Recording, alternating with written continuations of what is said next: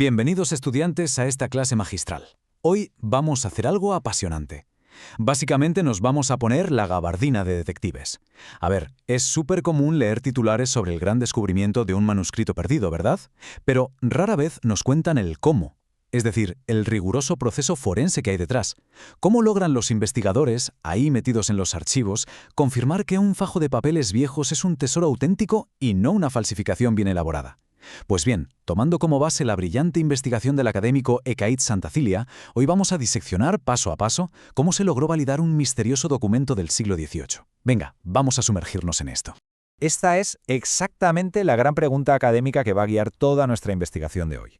Imaginemos el escenario por un momento. De repente aparece un documento sin catalogar, enorme, con cientos de páginas, que promete revelar secretos increíbles sobre la geografía, la etnografía y la política de siglos pasados. Claro, las apuestas aquí son altísimas. Dar por válido un texto falso significa literalmente reescribir la historia basándonos en una mentira. Pero por otro lado, descartar uno que sea genuino, es perder para siempre una ventana invaluable al pasado. Así que para establecer la autenticidad hace falta muchísimo más que leerlo por encima. Exige cruzar datos, analizar la caligrafía, la cronología, todo un trabajo de laboratorio. Y para no perdernos, esta va a ser nuestra hoja de ruta.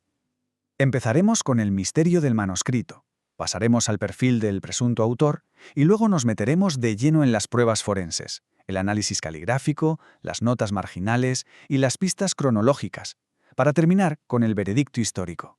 Empezamos con el primer punto, el misterio del manuscrito. Todo arranca cuando el Archivo Real y General de Navarra adquiere allá por la primavera de 2020 un volumen encuadernado en cartoné. Lo curioso es que ni siquiera se daba por perdido, simplemente no se sabía que existía. Estamos hablando de 237 hojas in folio, lo que suma un total de 474 páginas repletas de historia. Fijaos en la portada porque aquí tenemos nuestra primera gran pista visual. El título en francés dice algo así como Memorias para servir a la historia de los vascos, pero la clave está justo en la parte inferior. El autor no pone su nombre completo, ¿qué va? Firma con una abreviatura súper enigmática, Par le Chevalier de B, seguido de 3 asteriscos. Y claro, ese pequeño detalle es el hilo exacto del que vamos a tener que tirar. Pasamos a la sección 2, perfil del presunto autor. Ese caballero de B con asteriscos nos lleva directos a perfilar a nuestro principal sospechoso. Y ojo, como futuros historiadores, sabéis que no podemos trabajar en el vacío, necesitamos un grupo de control. Pues bien, todas las sospechas apuntaban a Jean-Philippe Bellât, un personaje fascinante, nacido en Mauléon en 1709, que tuvo una vida militar de película. Entró muy joven al ejército, sirvió en Suecia, en Polonia, fundó el Regimiento Royal Cántabre y hasta fue nombrado Caballero de San Luis. ¿Pero por qué es tan importante para nuestra lección de hoy? Pues porque Bellât escribía muchísimo. Nos dejó informes, cartas y otra obra monumental de 1400 páginas.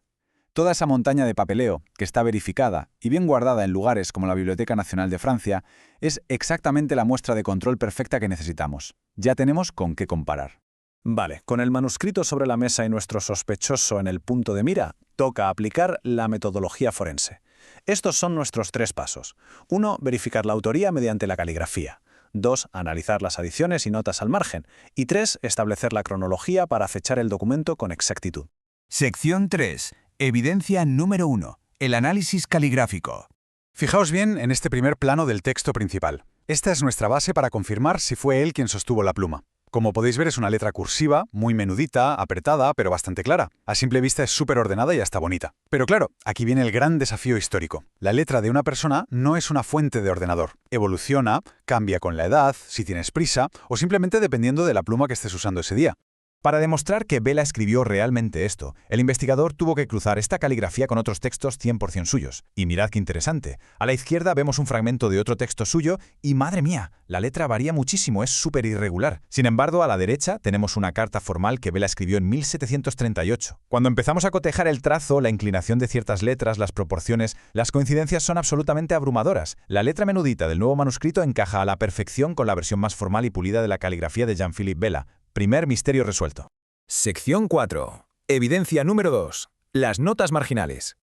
Ahora hay que ponerse en lo peor. ¿Y si Bellât simplemente le dictó esto a un copista? ¿O si alguien hizo una copia limpia de un borrador? Para desmontar esto tenemos que mirar a los márgenes. Y os digo una cosa, estos márgenes son un verdadero tablón de pruebas detectivescas. Están llenos de tachaduras enormes y notas añadidas.